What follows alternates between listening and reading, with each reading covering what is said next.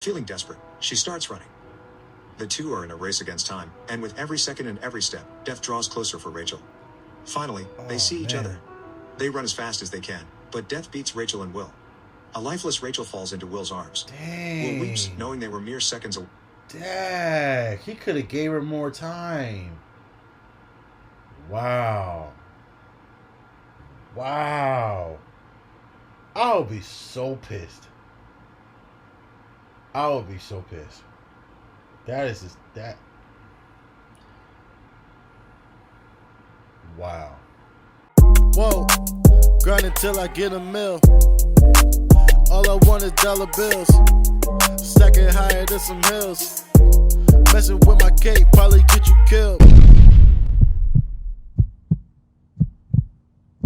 What is going on, y'all? It's Micah. I'm back here with another video. In today's video, we're going to be reacting to... that's a long title. A world where humans can live forever, so they use time as money. When you run out of time, you die. That is a very, very long title. But, okay. Alright, we're just going to hop right into it. This is just something that I just saw. And I was like, let's just react to it. I don't even know what to expect. But anyways, before we get into the video, like always, make sure you hit the like button. Make sure you subscribe. Join the family. We're trying to hit 3K, man. If we can hit 3K, like very, very soon, I'm gonna do a cash giveaway. I'm gonna do like $200.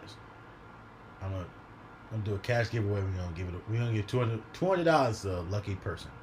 I'm saying, so listen, let's get to 3K, man. Hit the subscribe button so you can be a part of the cash giveaway. I just announced it. This is something that just came to me just now.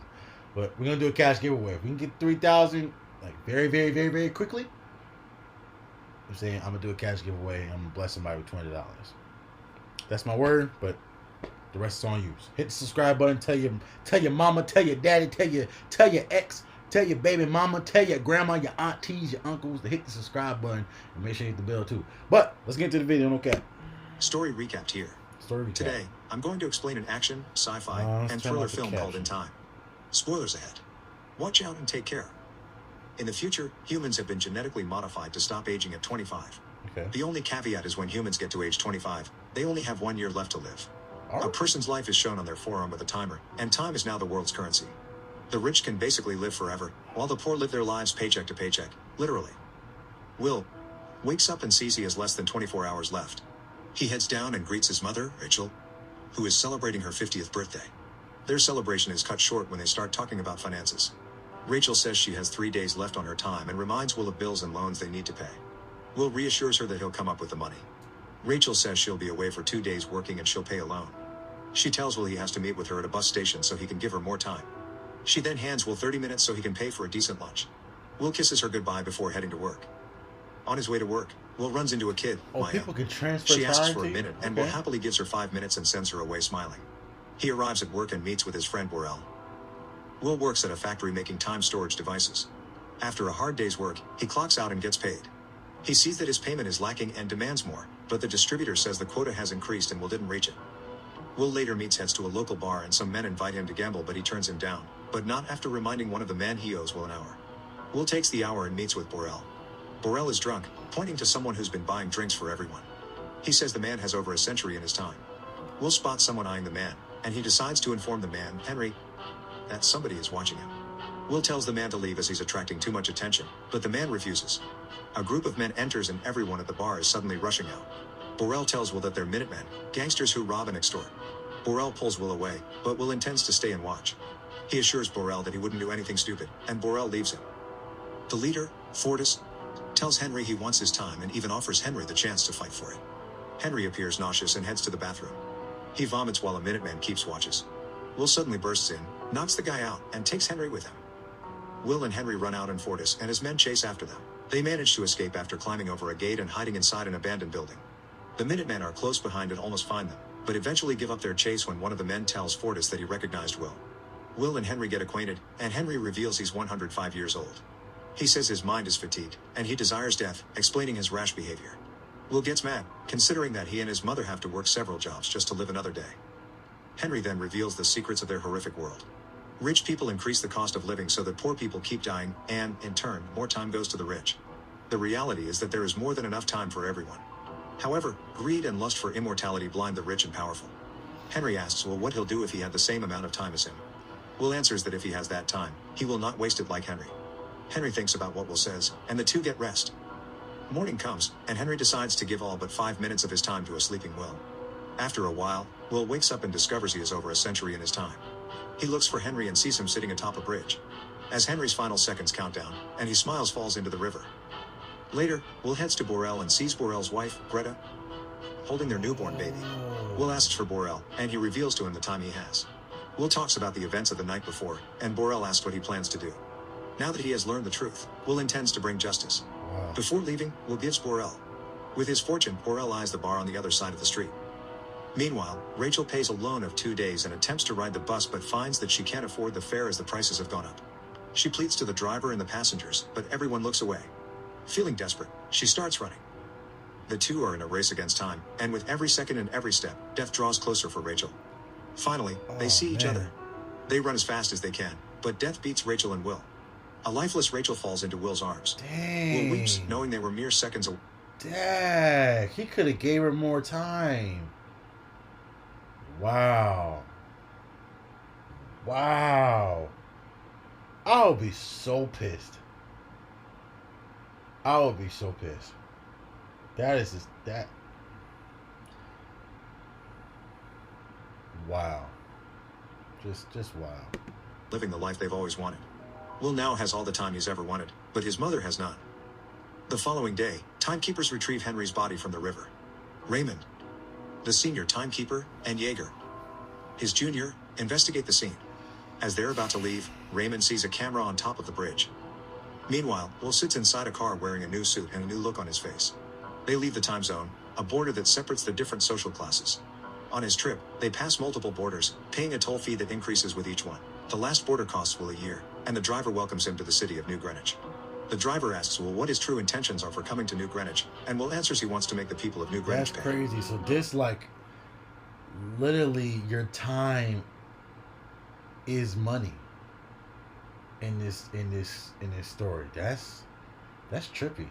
That's really trippy. Like, you literally got to pay your time, legit time, like your lifetime, as money. Like, that's kind of scary too. Can you imagine? Well, I don't even want to imagine that. That's just because to be able to look at my arm and it shows me how long I have to live. Like, nah, I don't want. Yeah, I'm glad we don't live in that type of world. But the fact that there's somebody that's crazy like that, that's thinking like this, makes me concerned. Entirely different from what Will is used to. As he exits the car, he immediately starts running, still used to living with little time. He looks at his arm and starts acting more like a person who has all the time in the world. However, he already caught the attention of a woman named Sylvia. Will enters a hotel and asks for a suite. In his luxurious room, Will wakes up still with 105 years. Even though he lies down in the comfiest of beds in a room with the best view, the untimely death of his mom still haunts him. For the first time in his life, he experiences gourmet food and drinks.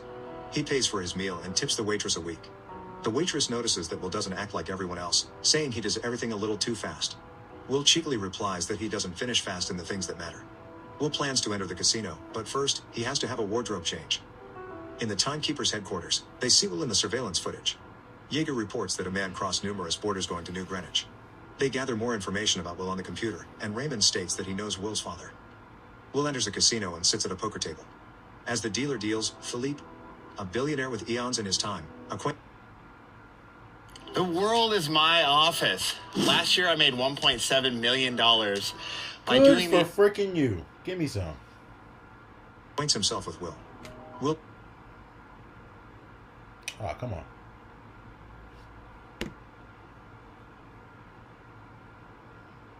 I'm sorry, I don't know what's going things on. after a few rounds of poker amounts to over 2 centuries. Philippe increases the pot by 50 years. Despite this, Will calls with total confidence, and the river turns out to be the 6 of diamonds.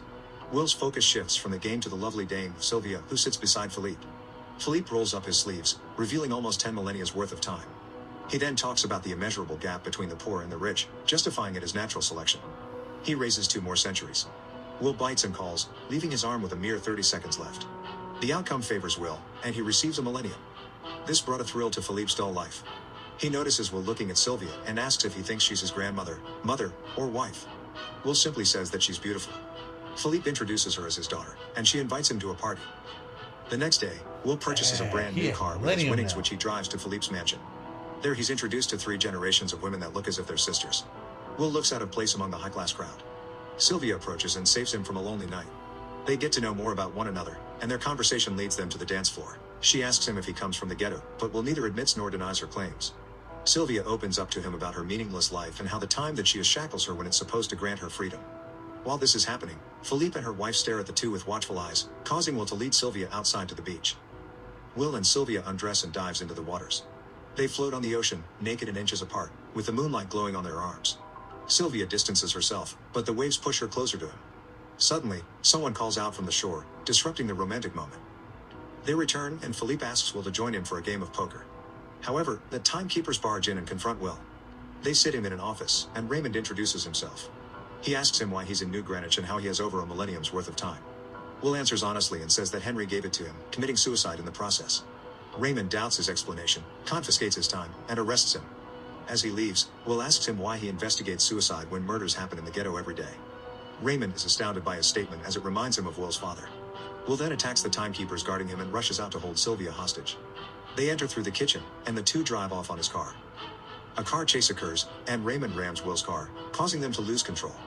Will expertly maneuvers while in reverse, barely dodging an incoming truck. They lose the timekeepers and hide underneath a bridge. Will asks for Sylvie's time, but she refuses. Morning comes, and they drive along the highways and run over traffic spikes. The tire punctures, and they crash. Fortis and his men approach the unconscious couple. He siphons time from Sylvia, but they leave in a hurry, leaving her with 30 minutes. Will gives her a few minutes, and they run off to get more time. With 3 minutes left, Will knocks on Borel's door. Greta answers and informs Will that Borel has died due to alcohol poisoning.